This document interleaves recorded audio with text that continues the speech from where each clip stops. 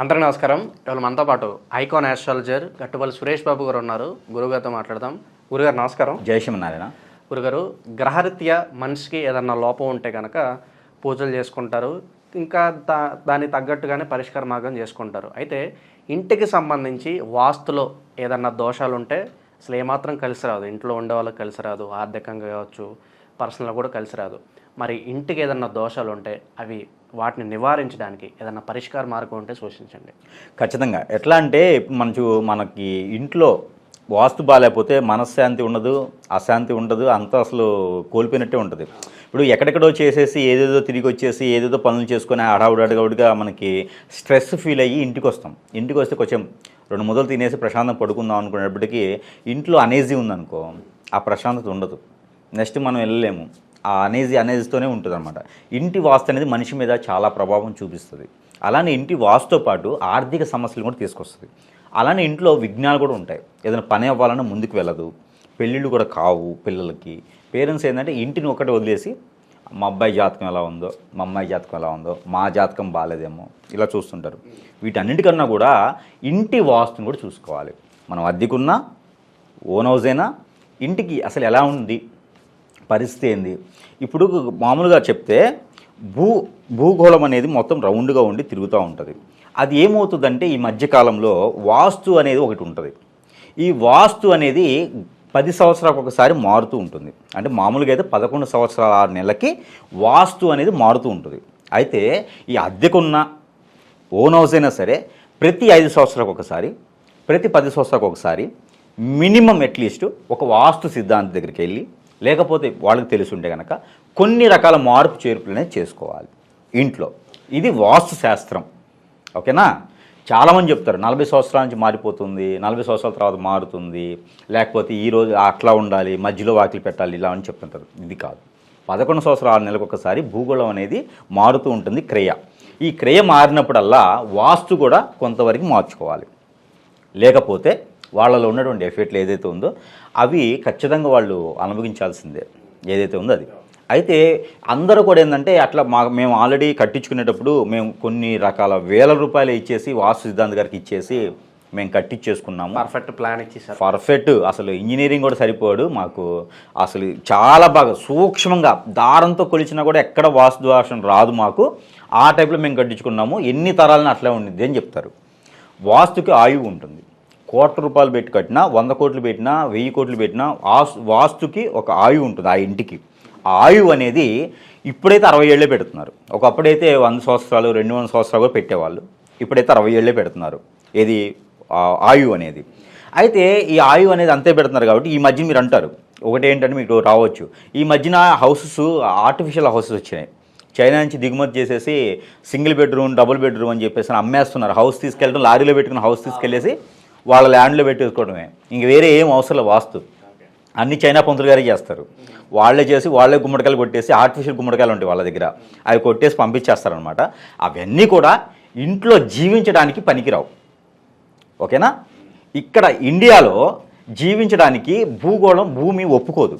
అవన్నీ ఆర్టిఫిషియల్. ఏంటంటే ఎక్కడైనా స్థలాలు రియల్ ఎస్టేట్ సంబంధించిన వాళ్ళు ఉంటే ఆర్టిఫిషియల్ కన్స్ట్రక్షన్ చేసుకొని అవి ఫైబ్రికేషన్ కన్స్ట్రక్షన్తో కొన్ని రకాల షాపింగ్ మాల్స్ కానివ్వండి, కొన్ని రకాల ఆఫీసెస్ కోసం ఎక్కువ ఇన్వెస్ట్మెంట్ పెట్టడం ఎందుకు, కొన్ని రోజులు ఇక్కడ ఉంటుంది కదా అనేదానికి మనం అక్కడక్కడ ఈ రేకులతో పందిర్లు వేస్తూ ఉంటాం, గుడిసెలు అట్లా వేసేసి ఇప్పుడు టెంట్లు వేస్తూ ఉంటాం. కొన్ని కార్యక్రమాలకు ఇంటి ముందు టెంట్లు వేస్తూ ఉంటాం. అంతే ఉంటుంది ఆర్టిఫిషియల్ ఇల్లు. దానికి శాశ్వతంగా కాదు. అవి వాస్తు ప్రకారం చూసే అవసరం లేదు. ఎటుగా ఉంటే అటు మార్చుకోవచ్చు. అవి వాటిని గ్రహించుకొని, వాటిని దృష్టిలో పెట్టుకొని వాటికి వాస్తు అనేది అది మూర్ఖత్వం. మనం ఏదైతే ఉంటామో స్టాండర్డ్కి కొన్ని తరాల పాటు ఉండేటువంటిది ఇల్లు. దాంట్లో వచ్చేటువంటి ఏదైతే ఉందో అది జ్ఞాపకం. అవి కొన్ని జ్ఞాపకాలు అంటే కొన్ని మెమొరీస్ ఉంటాయి ఒక ఇంట్లో. ఇప్పుడు మా పెద్దవాళ్ళందరూ ఉంటారు. ఆ మెమొరీస్ మాకు ఇప్పుడు కూడా ఉంటాయి. మా ఇల్లు, మా ఊరు, మా స్థలాలు, పొలాలు, మేము చిన్నప్పుడు ఎలా ఉన్నాము, మా అత్తయ్యలు ఎలా ఉన్నారు, మా నాన్నోళ్ళు ఎలా ఉన్నారు, ఇవన్నీ కూడా ఏంటంటే వాళ్ళకి మెమొరీస్. ఇల్లు అనేది ఒక మెమొరీ. దానికి ఏదో తగిలించేసుకొని మేము చైనా పంతులు జాతి చూపించుకున్నాము, చైనా నుంచి ఇల్లు దిగుమతి చేసుకున్నాము అంటే అవ్వదు. శాశ్వత కాలం ఉండేది వాస్తుతో కట్టినటువంటి ఇల్లు. కాబట్టి ఈ వాస్తుని 5 సంవత్సరాలకు ఒకసారి 10 సంవత్సరాలకు ఒకసారి వాస్తు పండితుడి చేత చూపించుకోవాలి. ఏది మనకి చూపించుకోవాలంటే మనకి టీవీల్లో చూపించేటువంటి వాస్తు పండితులు కాదు, ఓకేనా, నిజంగా ఉన్నారు వాళ్ళు జెన్యున్గా చూస్తారు అనే వాళ్ళే చూపించుకోవాలి. గుళ్ళో పంతులు గారు కూడా చూస్తారు వాస్తు, ఎవరి చేతనే చూపించుకోవచ్చు. అఫిషియల్గా ఉండే వాళ్ళకి చూపించుకొని డబ్బులు పోగొట్టుకొని వాళ్ళు ఏదో, ఇప్పుడు సపోజ్ ఒక వాస్తు ఉంటుందండి, వాళ్ళది తూర్పు వైపున ఉన్నటువంటి వాకిలి, వాళ్ళకి సింహద్వారం తూర్పు వైపున ఉంటుంది, ఓకేనా, వాళ్ళ పేరు మీద తూర్పు వైపు పనికిరాదు. ఒక సిద్ధాంతి, గొప్ప సిద్ధాంతి గారు ఏం చెప్పారంటే, మీకు మీ పేరు మీద వచ్చేసి పరమణ వైపు బాగుంటుందని చెప్పినారు. అప్పుడు ఈయన ఏం చేశాడంటే ఆ తూర్పు వైపున ఉన్నటువంటి రోడ్ అంతా వదిలేసి ఆ తూర్పు వైపు ఉన్నటువంటి ఏదైతే సింహద్వారం ఉందో దాన్ని మొత్తం క్లోజ్ చేసి పరమణ వైపు పెట్టాడు తీసుకుపోయి. అంటే ముక్కు ఎలా ఉందంటే చుట్టూ తిప్పి చూపిస్తా చూసారా, ఆ టైప్లో పరమణ వైపు పెట్టాడు తీసుకుపోయి. వాళ్ళు కొంత ఏదో ఆర్థిక స్థితిగతుల్లో బాగున్నారు, ఈ పరమణ వైపు పెట్టిన తర్వాత ఇంట్లోనే ఉండట్లేదు, వాళ్ళు ఆ ఇల్లే వదిలేసి వెళ్ళిపోయారనమాట. గొప్ప సిద్ధాంతులు చెప్పేటువంటి విధానం ఇలా ఉంటుంది. అలాంటిది ఏం అవసరం లేదు. వాస్తులో అలాంటి లోపాలు కానీ అలాంటి ప్రాబ్లమ్స్ కానీ ఏమైనా ఉంటే పరిష్కార మార్గం మీరు ఏదైనా ఉంటే తెలియజేయండి. అలాంటివి ఏమైనా ఉంటే కనుక మనం ప్రతిసారి మార్చుకోలేం. ఒకసారి కట్టిన తర్వాత ఒకసారి మంచం వేసిందో బీరో పెట్టింది తీయాలంటేనే అవ్వదు, ఆ సెటిల్ అయిపోయింది, అలవాటు అయిపోయింది, ఆ ఇంటికి మార్చుకోవాలంటే అవ్వదు.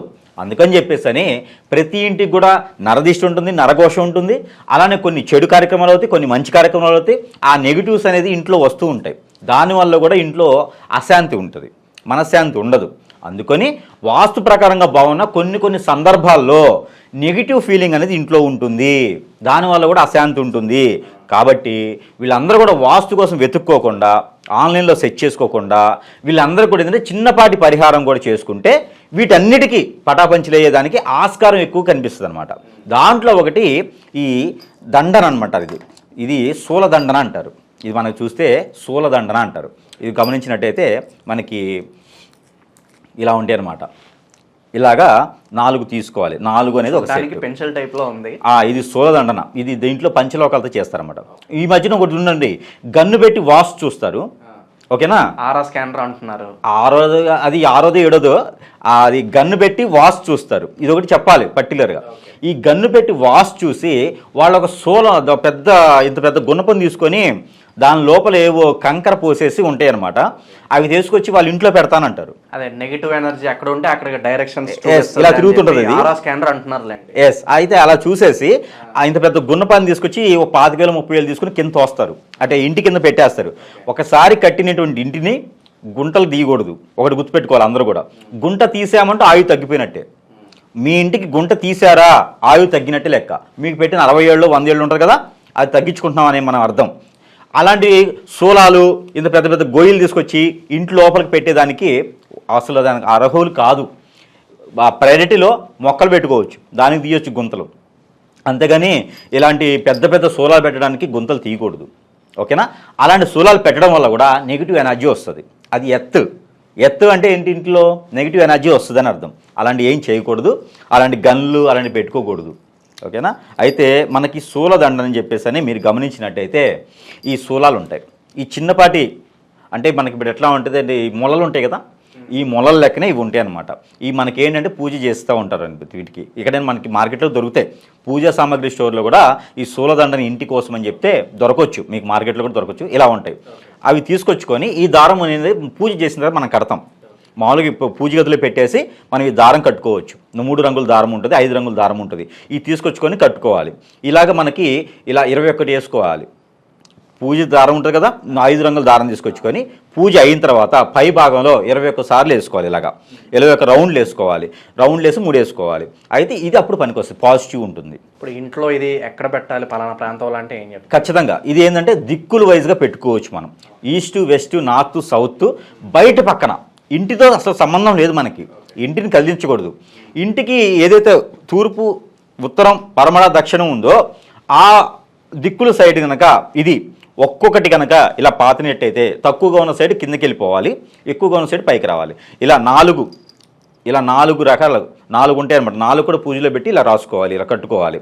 ఇవన్నీ కూడా మనం భూమిలో దించినట్లయితే ఆ ఇంటికి ఉన్నటువంటిది నరదిష్టి కానివ్వండి, నెగిటివ్ ఎనర్జీ కానివ్వండి, వాళ్ళ ఇంట్లో ఏదన్నా అశుభం జరిగినా కూడా వీటి వలన ఆ ఎనర్జీ లెవెల్స్ పోకుండా అశుభం జరగకుండా, అంటే అశుభం అనేది ఆ ఇంట్లో నెగిటివ్ ఎనర్జీస్ అన్నీ కూడా తీసేసే విధంగా ఉంటుంది.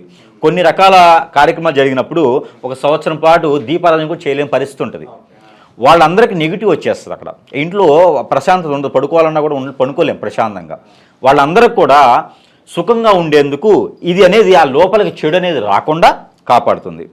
అలాంటి గుణపాలు పెట్టుకోకుండా ఈ చిన్నపాటిది పెట్టుకుంటే చాలు, చిన్నపాటిది పెట్టుకుంటే సరిపోతుంది. అలానే ఇంట్లో పెళ్లి కానటువంటి వాళ్ళు కానీ, ఆర్థిక సమస్యలు ఉన్న వాళ్ళు కానీ, ఇలాంటి వాళ్ళు ఎవరు ఉంటే కూడా మూలలు ఈశాన్యం, నైరుతి, వాయువ్యం, ఆగ్నేయం ఈ మూలల్లో పెట్టుకుంటే కూడా సరిపోతుంది.